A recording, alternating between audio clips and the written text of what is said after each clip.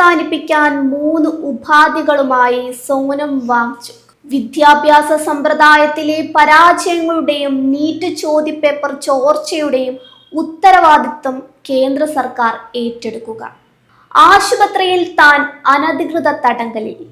സഞ്ചാര സ്വാതന്ത്ര്യവും സംസാരവുമടക്കം നിയന്ത്രിക്കപ്പെട്ടിരിക്കുന്നു.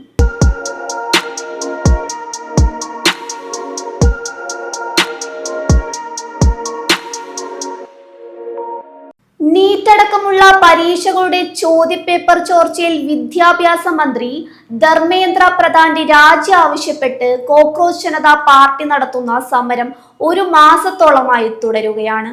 20 ദിവസങ്ങളിലേറെയായി നിരാഹാര സമരം തുടരുന്ന പ്രമുഖ സാമൂഹിക പ്രവർത്തകൻ സോനം വാങ്ചുക് തന്റെ പ്രധാനപ്പെട്ട 3 ആവശ്യങ്ങൾ അംഗീകരിക്കപ്പെട്ടാൽ മാത്രമേ സമരം അവസാനിപ്പിക്കൂ എന്ന് വ്യക്തമാക്കിയിരിക്കുകയാണ്.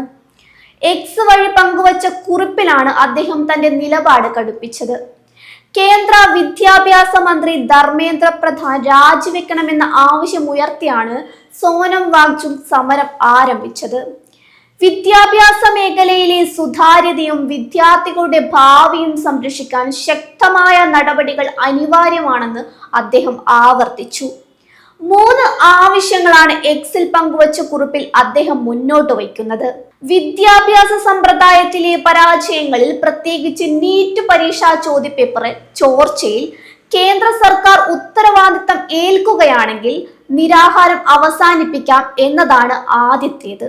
താനും CJP നേതാക്കളും ഇന്ന് നടത്തുന്ന പാർലമെന്റ് മാർച്ച് പാർലമെന്റിന് മുന്നിലെത്തുമ്പോൾ വിവിധ പാർട്ടികളിലെ MPമാരും നേതാക്കളും വിഷയം പാർലമെന്റിൽ അവതരിപ്പിക്കാമെന്ന് ഉറപ്പ് നൽകുകയാണെങ്കിൽ തന്റെ സമരം അവസാനിപ്പിക്കാം എന്നതാണ് രണ്ടാമതായി വാങ്ചുക് പറയുന്നത്.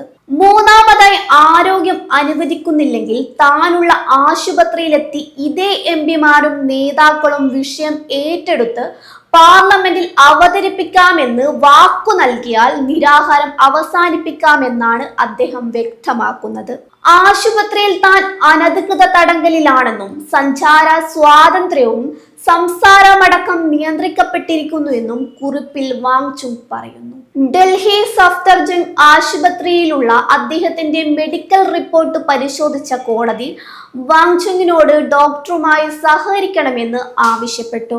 വാങ്ചുകിനെ സ്വകാര്യ ആശുപത്രിയിലേക്ക് മാറ്റണമെന്നാവശ്യപ്പെട്ട് ഭാര്യ ഗീതാഞ്ജലി നൽകിയ ഹർജിയിൽ ഇന്നലെ ചേർന്ന പ്രത്യേക സിറ്റിംഗിൽ കേന്ദ്ര സർക്കാരിനും ഡൽഹി പോലീസിനും കോടതി നോട്ടീസ് അയച്ചു.